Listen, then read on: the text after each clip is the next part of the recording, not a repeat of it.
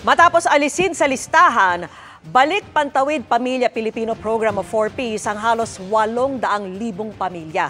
Natenga tuloy ang halos 200,000 nasa waiting list ng programa. Ang paliwanag ng DSWD sa pagtutok ni Marisol Abduraman. Ganito kahaba ang pila na kailangang suungin ng mga nag-a-apply ng Pantawid Pamilyang Pilipino Program o 4Ps ng DSWD.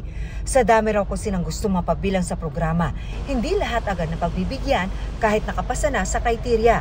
Sa ngayon daw kasi, nasa 4.2 million household pa rin ang bilang ng mga active beneficiary.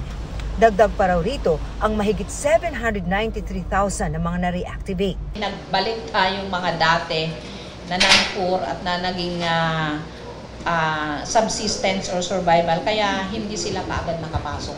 Because nakita nga ng management, particularly ni Secretary Rex, na talagang hindi pa lahat handa, no, na talagang mag-exit from the program. Kaya nakatenga pa raw ang nasa 190,000 na nasa waiting list nila. Ang problema ayon sa DSWD, mababa ang gumagraduate o nagtatapos sa programa. Sa katunayan, sa nakalipas daw na 10 taon, 200,000 household pa lang ang nakapagtapos sa nasabing programa.